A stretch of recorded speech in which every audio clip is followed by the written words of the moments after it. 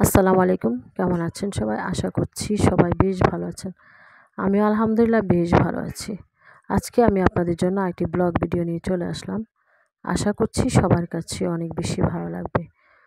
যাই হোক, উম সবার কাছে অনেক বেশি ভালো লাগবে। যদি ভালো লেগে থাকে প্লিজ ছোট্ট চ্যানেলটার পাশে ইনশাল্লাহ থাকবেন। আর ভিডিওর শুরুতে একটি লাইক দিয়ে দিবেন ইনশাল্লাহ, আশা করছি।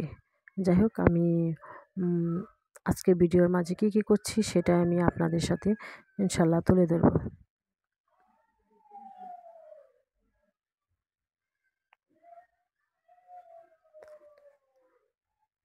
বেশ অনেকদিন আগে ঘোরাঘুরি, মাহার আব্বু সহ আমি একটু ঘোরাঘুরি করছিলাম। একটা পবিত্র স্থানে এসেছিলাম, সেটা আমি আপনাদের সাথে একটু শেয়ার করে নিচ্ছি।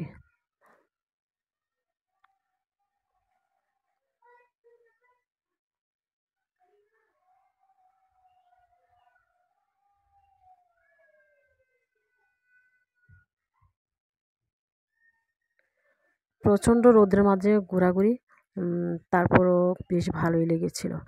যাই হোক, আজ সকালবেলা এটা আমি এখানে বেশ অনেক দিন পর চাউলের রুটি বানিয়ে নিচ্ছি। চাউলের রুটিগুলো বানাতে গিয়ে আমার কাছে বেশ ভালো লেগেছে। আমি মানে অনেক সুন্দর করে চাউলের রুটি বানাতে পেরে নিজকে খুব খুব গর্ববোধ হচ্ছে। যাই হোক, আমি চালের রুটি এত সুন্দরভাবে কখনো বানাতে পারিনি। যাই হোক, এখন আমি চালের রুটি করে বানাচ্ছি। বেশ অনেক দিন পরে চাউলের রুটি দিয়ে আজকে আমরা সুজি খেয়ে নেব ইনশাল্লাহ। সকালের নাস্তাটা হবে চাউলের রুটি এবং সুজি। যাই হোক, যা চারিদিকে বেশ ঠান্ডা পড়ে গিয়েছে, এখন রুটি বানাতেও ভালো লাগে, পিঠা পায়েস বানাতেও খুব ভালো লাগে। মানে আবহাওয়াটা এত বেশি ভালো যে খুবই ভালো লাগছে। যাই হোক, তাই এখানে আমি রুটি বানানো শেষ, এক পর্যায়ে এসে আমি এখানে সুজি রান্না করে নিচ্ছি। আমি যেভাবে সুজিগুলি রান্না করি সেটাই আমি আপনাদের সাথে শেয়ার করছি। এখানে আমি সুজি দিয়ে দিয়েছি, সুজিগুলো একটু ভেজে নিয়েছি। ভেজে হালকা একটু রান্নার তেল দিয়ে দিচ্ছি। রান্নার তেল দিয়ে তারপর দিয়ে দিব এখন একটু মিল্ক পাউডার দিয়ে দিচ্ছি।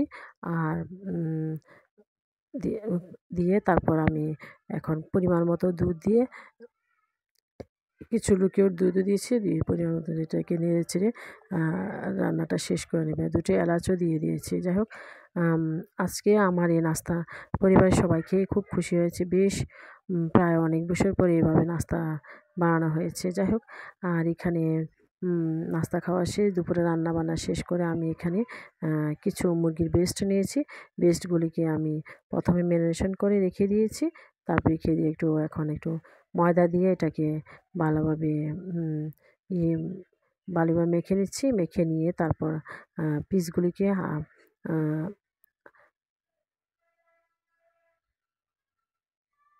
যাই হোক, এখন আমি এটা চুলায় একটা হাঁড়ি বসিয়ে দিয়ে তেলটা গরম হতে দিয়েছি। তেলটা গরম হলে আমি আজকে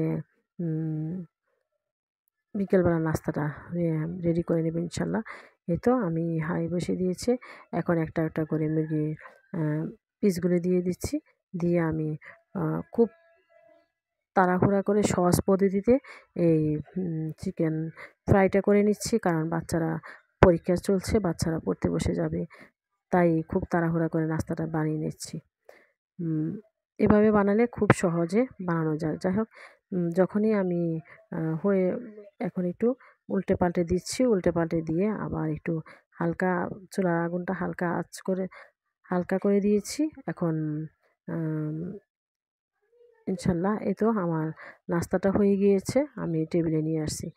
অনেক অনেক সুন্দর হয়েছে, খেতে তো ভীষণ ভীষণ ভালো লেগেছে। বাচ্চারা খেয়ে অনেক বেশি খুশি হয়েছে।